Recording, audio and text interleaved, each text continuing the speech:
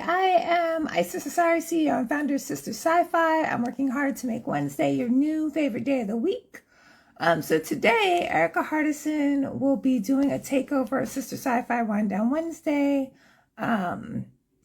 with Rodney, who is the author of Killadelphia, who will be joining soon. Yay! So I see Rodney is here. Let me invite. Okay, that's been sent.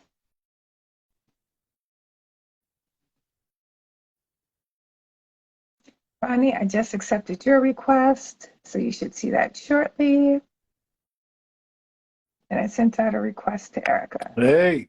Hi, Rodney. How are you? Thanks so much for joining. Thank you for having me. I was getting nervous for a minute. Oh, yeah. So everybody gets, I need to communicate that more clearly, like the 3:15 or 15 minutes is like off-camera setup, and then we go live at, in your case, 3:30. So yeah. How are you? I'm good. I'm good. How are you? How are you doing? Doing okay. A little tired, but I'm okay. You know what? A little tired means that you're making a big impact in the world, and your body's telling you to get some rest. I'll take that. Yeah. So while we wait for Erica to join, please introduce yourself to those of us in cyberspace who may not know. Okay. My name is Rodney Barnes. I am primarily known as being a screenwriter for television shows like My Wife and Kids, Everybody Hates Chris, The Boondocks, Wu-Tang and American Saga, American Gods, and currently Winning Time, Rise of the Lakers Dynasty on HBO. I also write comic books, graphic novels. Mostly I'm known for Killadelphia, but I just released Black. And today another book came out, Monarch, and a bunch of books. Star Wars books, The Mandalorian, I think, is out today. A lot of books. Yeah. That's why you're tired. You should have started there. Hey, Erica, how are you? Hey, how is everybody? Thank you for having me. Doing well. Yay. Rodney, as I was saying earlier, this is actually a takeover, so Erica will be driving, like is taking over, and will be leading like the Sistah Scifi Wind Down Wednesday with you. So Erica, do you want to introduce yourself? Sure. So my name is Erica. I'm an entertainment journalist. I'm also a nerd, a professional nerd. I'm also the co-host of an upcoming literary podcast called Nerds, Herbs, and Words with my good friend Keisha, where we indulge in marijuana and cannabis while we talk about our favorite books and comics.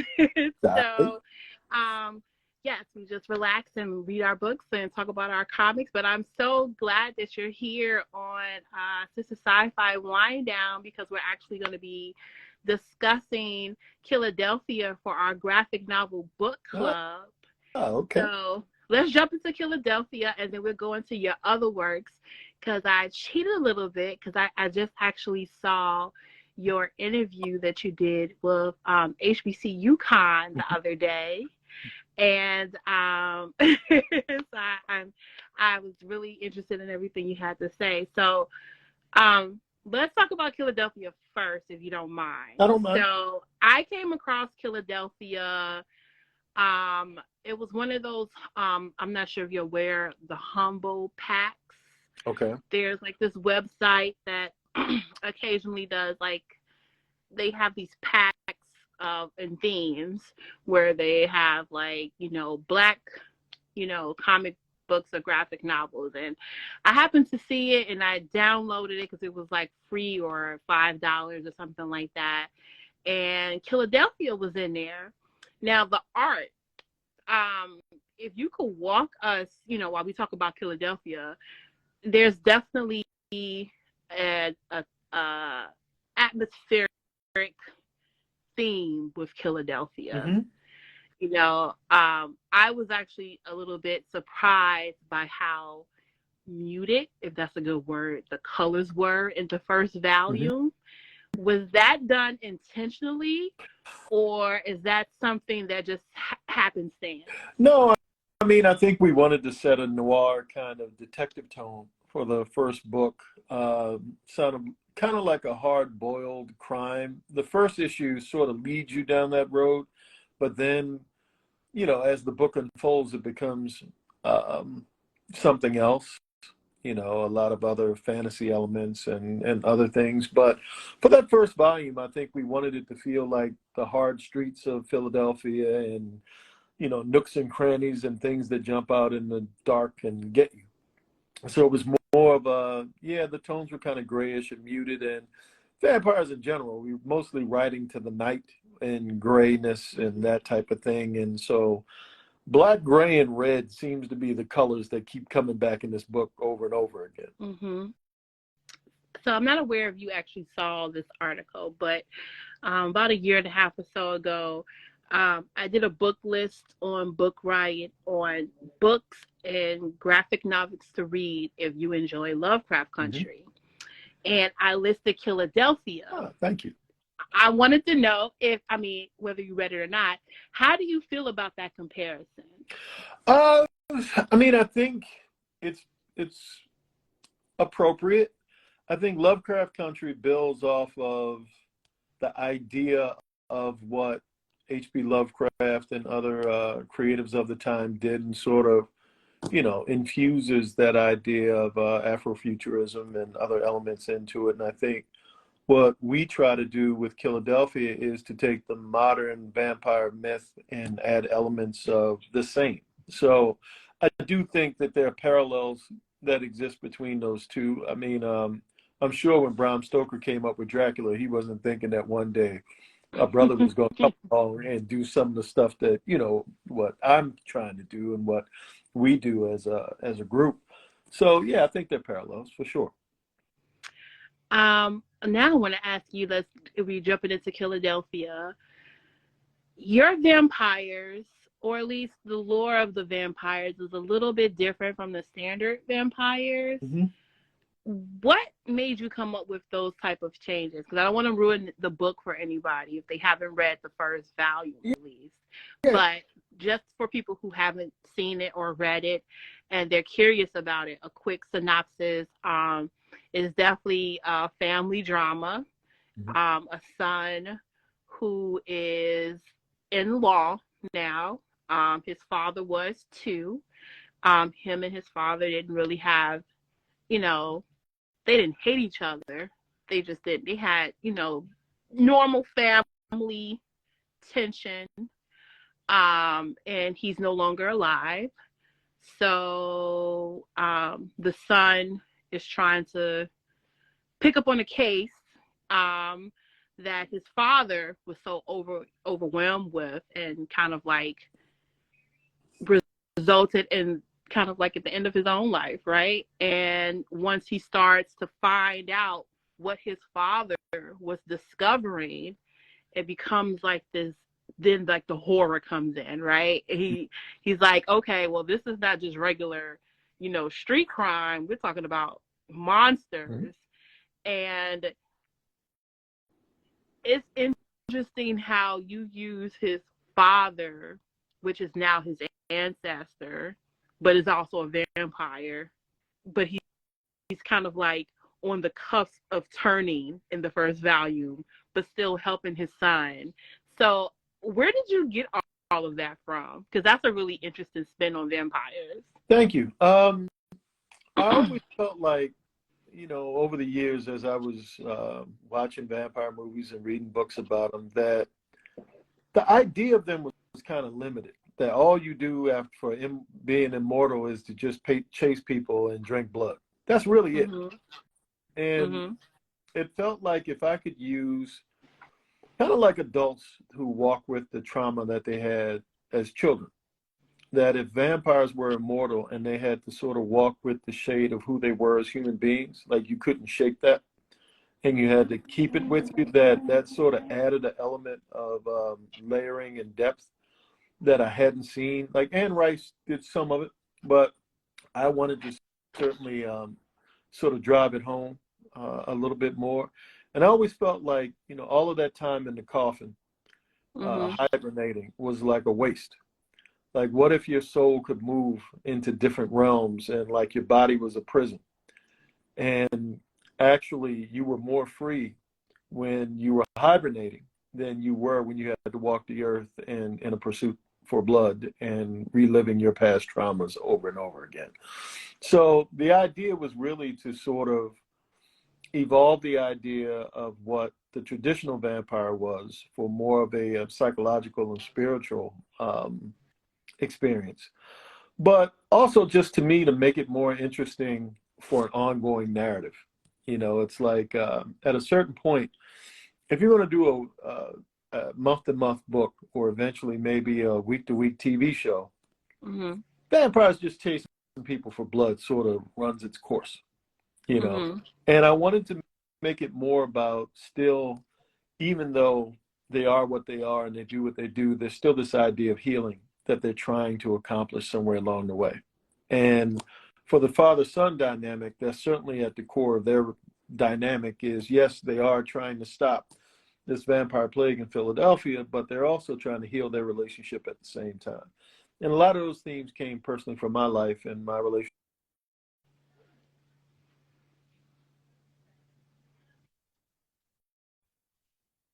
Him coming up. And so just different things. So, you know, I just tried to, I think the best stories that I tell are the ones that sort of involve real aspects of my life and things that I know. And it becomes a cathartic experience, not just the exercise of writing, but I'm sort of putting my heart into the work. And so it adds to me a degree, hopefully, of connectivity to the audience. Can we talk about the antagonist Sure. in this book? Is okay. So the antagonist of Killadelphia is former President Sean Adams. Yes.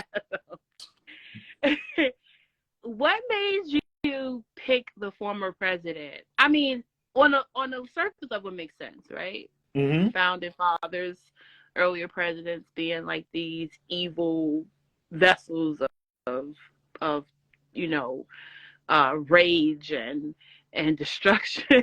Yes.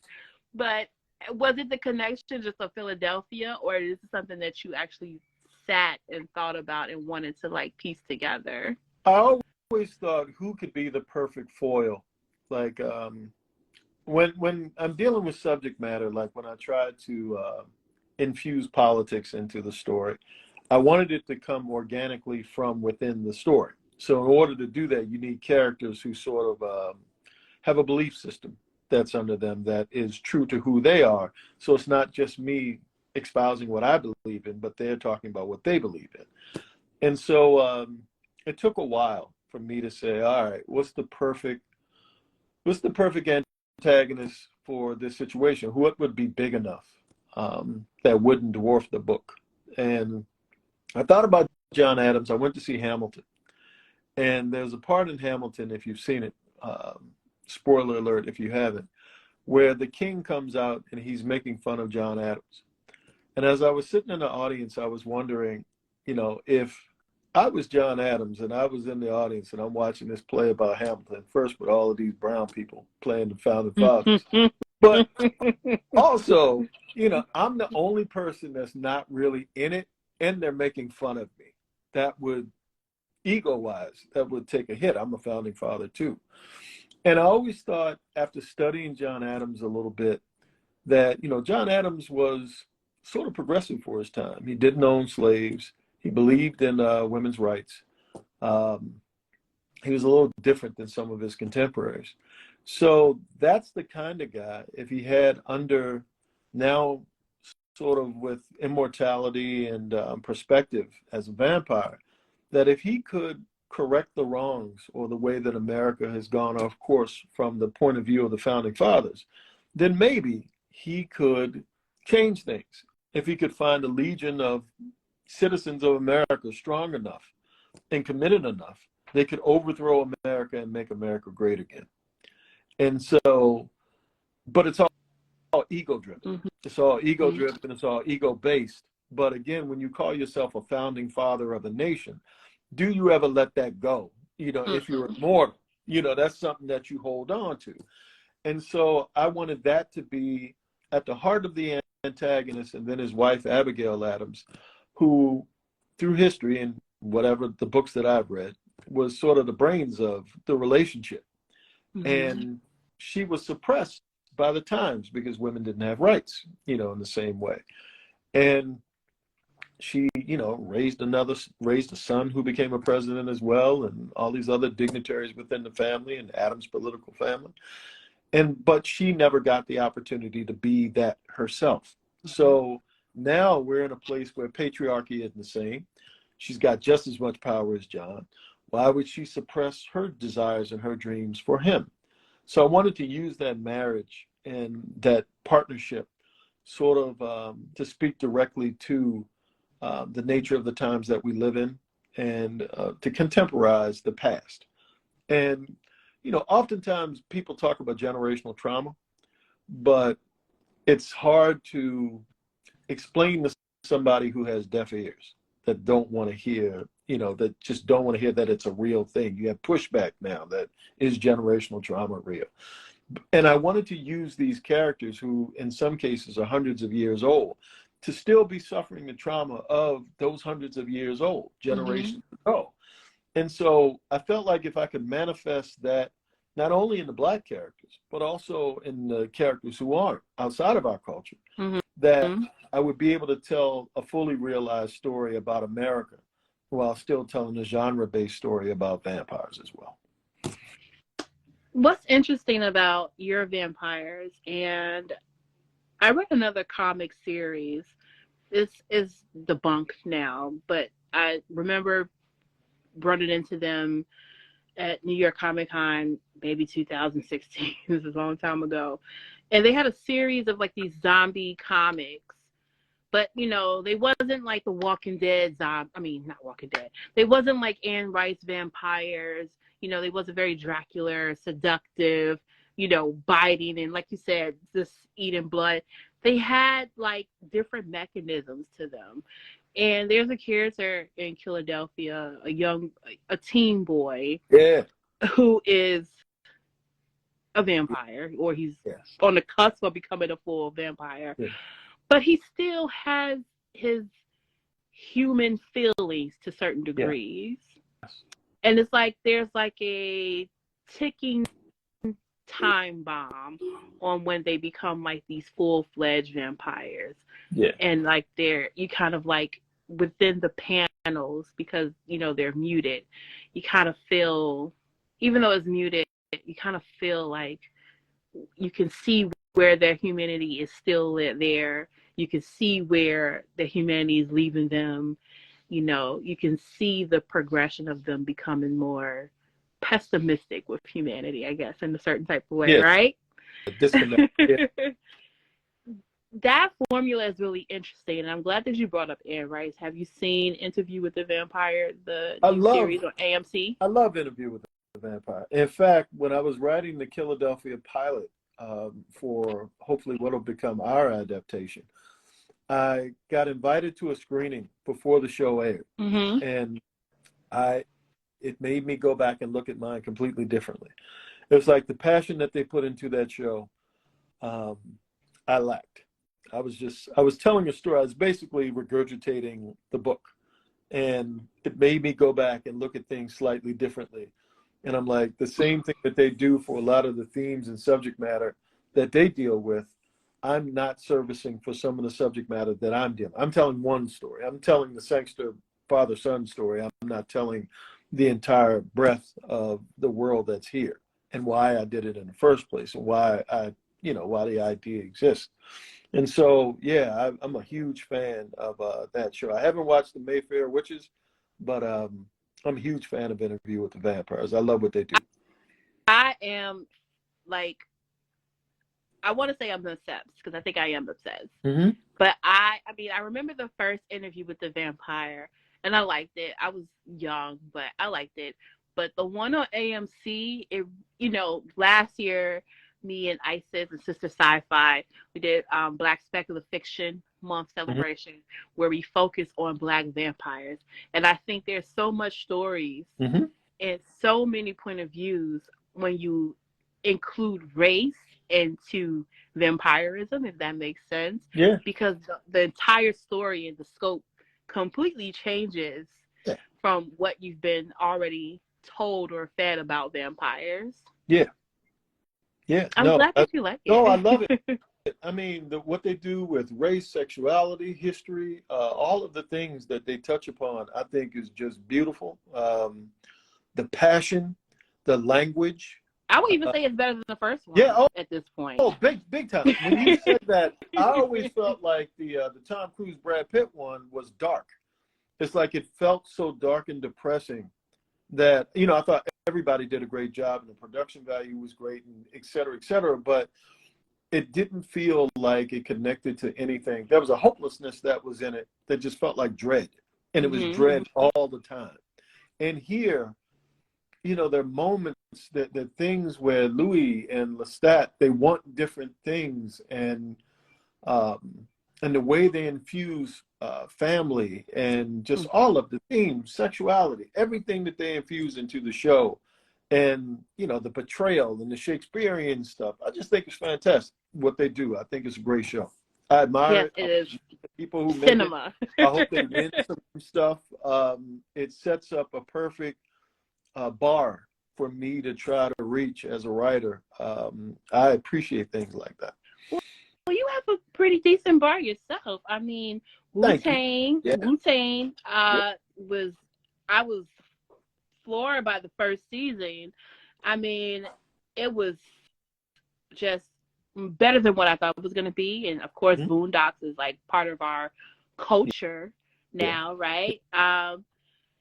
Is it easier for you to write comics because you do write scripts for TV? It's actually harder. My first writing assignment for comics was in 2017 when I was writing Falcon for Marvel. And I had no idea what I was doing. And it took like 5 issues for me to figure out what my voice was in comics, because I was so used to writing for actors and moving images that writing for just a flat panel of art that was progressive, it took a moment to figure out what that's like. What is this? Like, what am I in this? And, you know, I think by the time I finished Falcon, I did a book, Incredible, and then I did another book, Lando Double or Nothing. I sort of started to find a rhythm as to, all right, this is how this works, and this is how I want to do it. And I found a style, and I found a voice, and I found myself in it. What do you consider your style and your voice? What would you say it is? I think across the board, if you look at the best issues of Killadelphia, they have a lot of heart, a lot of emotion, some horror for sure, but some humor as well.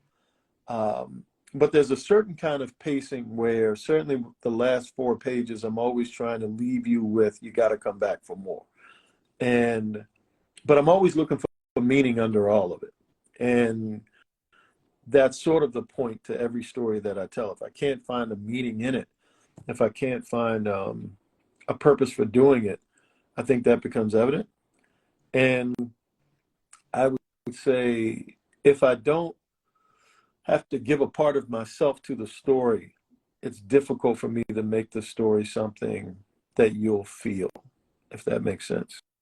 It does make sense. And that's what I'm trying in everything that I write. I'm always trying to connect with people and a feeling. I try to find a theme first, you know, whether it's going to be anger, whether it's, hope, regret, whatever it is. I try to find one word when I start, and I try to make that pervasive throughout the story. And most of the Killadelphias, if not all, have been that. They've all been, I'm going to open my vein and bleed on the page, and hopefully you'll feel the same thing that I felt as I was sitting here writing. I felt the tension between the father and the son when the son like went through his father notes. Like, you could see where, okay, this is going to be like emotionally heavy, because I felt when he started going through the notes, there was a sense of some regret on his part for not having, when people pass, there's always, you know, we wish you had better last words and things like that. So that was definitely felt. But now you're making the Killadelphia universe. Yes. So what can we expect out the Killadelphia universe? Well, there's a spin-off, Nita Hall's Nightmare blog, that takes Tell us place. about that. Yeah, that's a book. There's a HBCU professor named Nita Hawes who teaches parapsychology at Morgan State University in Baltimore.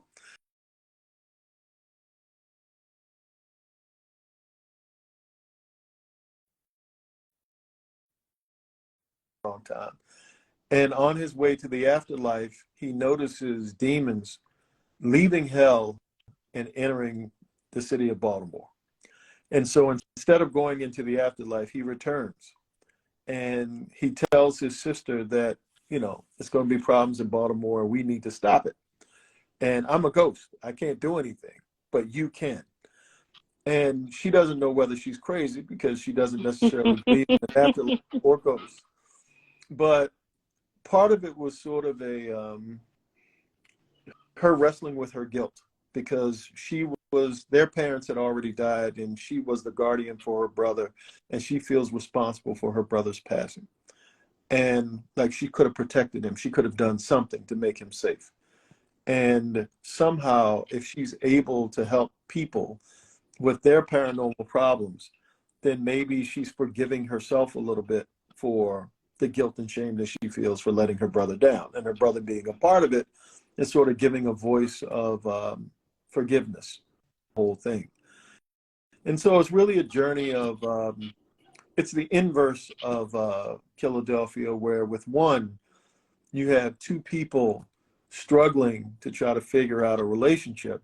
And another one, you have an individual trying to figure out a relationship with herself and forgive herself, which is a thing for some people, for me, really, really hard to do when you make mistakes in life, or you hurt someone's feelings, or you let somebody down. There's some people who can feel absolutely nothing. And then there's some people who carry it like the heaviest of burdens.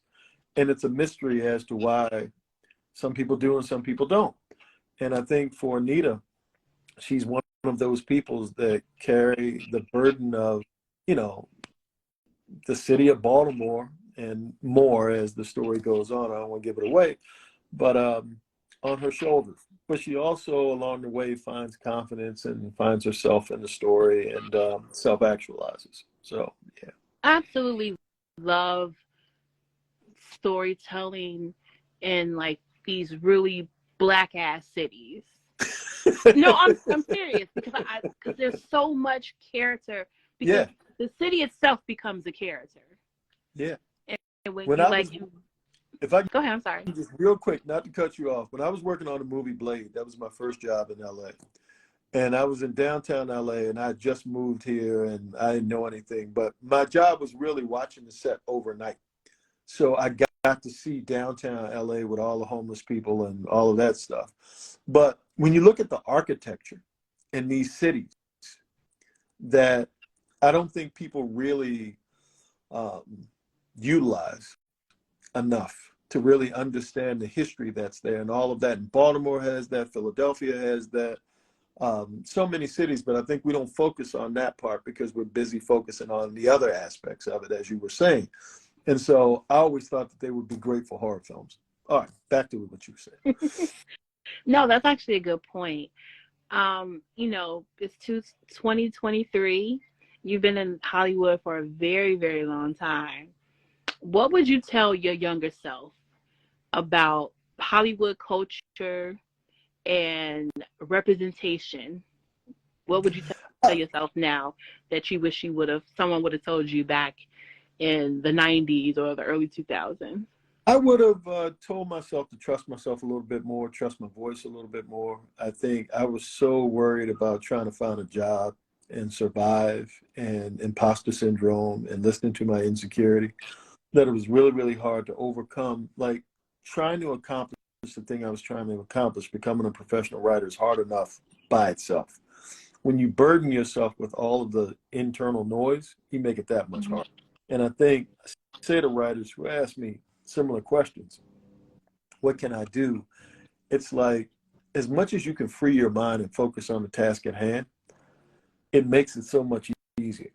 And I think I would have enjoyed the ride a lot more had I just trusted my stuff and trusted my gut a little bit more and not listened to my insecurity and those things the most. I think in regards to the culture, we're taught sometimes not to listen or not see the value in our culture. And there's a lot of value in our culture. And there's a lot of value in us as individuals. And I think the more, there are thousands of writers, millions of writers out there, and there's a place for everybody at the table if you develop your voice. There's a story I can't tell that's personal to that individual. And if they can hone their voice and trust it enough, they can tell a story that puts them at the table in the way that they want to be at the table. And so, like I say, I think the biggest thing is to not abandon the things about your life, your culture, your experience that are important to you, regardless of what that may be, in the name of trying to make it. Stay true to yourself, stay on the course, and if you do the right things, the odds of success grow exponentially. What made you choose Image Comics for Killadelphia and the Killadelphia universe? Well, I knew it was between Image and Vertigo. Vertigo was sort of dying at the time. They were going through a lot of changes as to what they were going to be or if they were going to be. And we wanted a degree of freedom. JASON SHAWN ALEXANDER, who illustrates the book, and myself. I knew the type of story that I wanted to tell. The big two weren't going to take it on. Like, they really do what they do. And they do what they do well. But I wanted to tell a story that I knew would veer in different places and couldn't be pigeonholed to one thing. Like, I have one book, one issue, I could be on the streets of Philadelphia. We have a character that some people say looks like Drake, being attacked by a vampire. And then the next issue, we got a vampire talking to Jesus. So I didn't want to have to talk to an editor, or I didn't want to have to explain to someone why a thing was relevant or important. An Image opened the door to us being able to do it the way that we wanted to. And Jason had a relationship with, because he had been illustrating Spawn for a while, he had a relationship with the powers that be, and he opened the door, and I made the pitch, and then he pitched his part of the pitch, and then we had a book. That's really cool.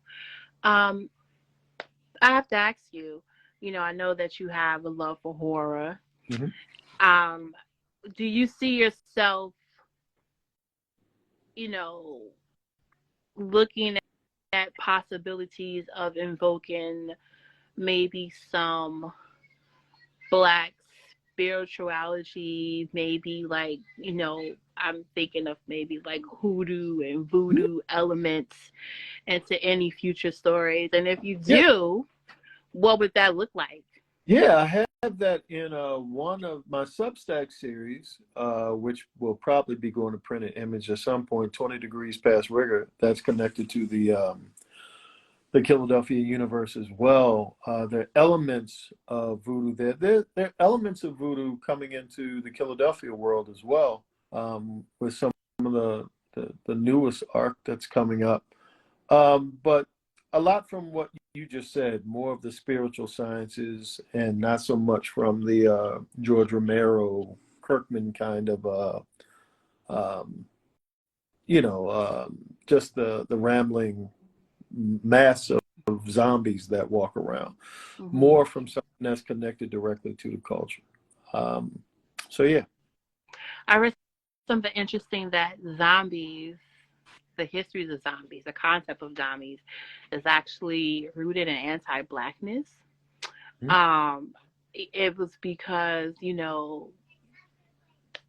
zombies, the concept of zombies is something that's rooted in Haitian culture, and it was seen as something horror-ish towards, the white lens, and that's kind of like how it stuck. But I would like to know, what projects, we know that you have, your graphic novels. But are there any like ideal comic book characters you would like to write a run for? Yeah, I mean, I'm developing a Batman thing for the Dark You want to Label write now. Batman? I am going to write Batman. I am going to. You're not scared to write Batman? I feel like what can you tell that's interesting and new in I, Batman? I feel like I would everybody's give it written everything away. about Batman. I have to give it away if I told you. But, Okay. but it's more horror theme. It's more horror theme. It's the thing that I do. Okay. Putting Batman in a different world, in a different setting. But I can't give it away. Okay. But Swamp Thing, for sure. Anyone who knows me, who's followed me long enough, knows I love Swamp Thing. Alan Moore Swamp Thing. I usually keep them around somewhere. Yep, within arm's reach. There's always like some kind of Swamp Thing somewhere that I keep them near, almost like for good luck. I love Swamp Thing, either the Bernie Wrightson, Len Wein run or the Alan Moore Bissett Total Bin run. And what Ram V's doing right now, I think, is fantastic as well. And but I love Swamp Thing. That's my favorite character. But within that, there's a Batman Swamp Thing connection that I've always appreciated as well. And people go to Blade, and yes, I love Blade as well, but I always look at Blade sometimes like an action character. Mm-hmm. And I like a more, everything with me is the same thing with martial arts.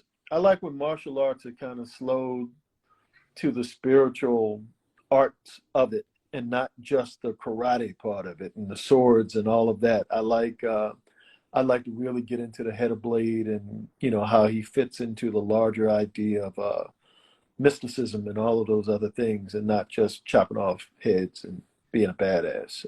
That's all in there, and I love that part. But I'd love to be able to do a take on that with Blade and Man Thing, and give me those characters, and then you'll. What about Daredevil? The thing with Daredevil, I love Daredevil. I love Frank Miller's Daredevil. Frank Miller's Born Again, and there's a couple of other ones that were fantastic. I don't know if I can. I don't want to say those words because you're not supposed to say things bad about yourself. Somebody said, "What about Brother Voodoo?" Yeah, I did a little. I put Brother Voodoo in my Falcon run, and I think that was one of the problems. I started sticking people in that people didn't, because they look at Falcon as a soldier. I had a Rawhide Kid. I had all kinds of people that wasn't supposed to be son of Satan. Yeah, I love Brother Voodoo as well. But all of those mystical characters that sort of fit on the outside of the Marvel Knights kind of characters that fit on the outside of it. But yeah, I dig Daredevil. I just don't know if I can top what I've seen.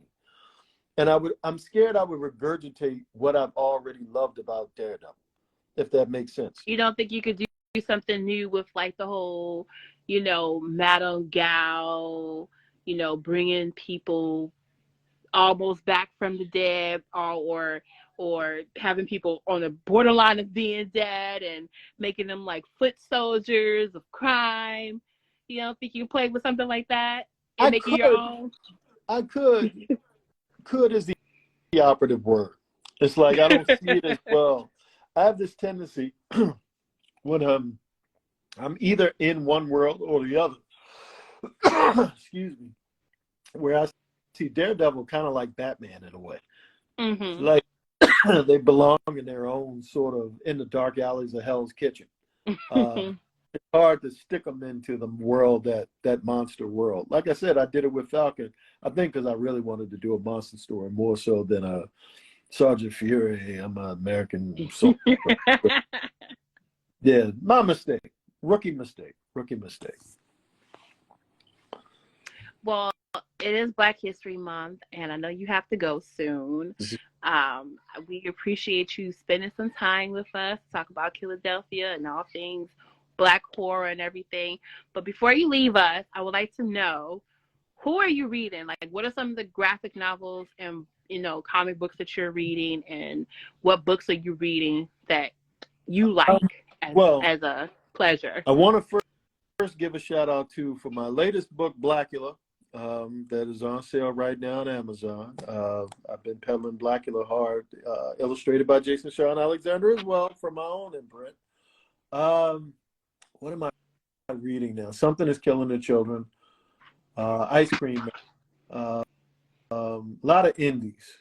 Put us on. Yeah, a lot of indies. Those things. Something that's Killing the Children's on my to be read list. It looks really interesting. I haven't got into it yet. Slaughterhouse something I read the other day. I read the new Creepshow anthology. I thought it was pretty good. I'm looking around because it's like what I do is I buy books on Wednesday, but I don't read them for 3 months. But I have to be at the store on Wednesday, even if I don't read the books that I bought 3 months ago. Somebody wants you to, AJ wants to know really quickly before you leave, if you could speak to adding history in your comics. Adding history? Yeah. I mean, I have a love of history, and I always felt like our history was never written. There are details in history that are strategically left out. Mm-hmm. Importance. Mm-hmm. And the emotion that comes from history, oftentimes when you leave those things out, sort of creates its own reality that I think we wrestle with today, both in how we're perceived and how we perceive ourselves. Mm-hmm. So anytime I get the opportunity to play with history and infuse history, like in Killadelphia, whenever I'm writing about Adams or any of the other political figures, my rule is the first half of what I'm telling you about that person comes from actual history, research.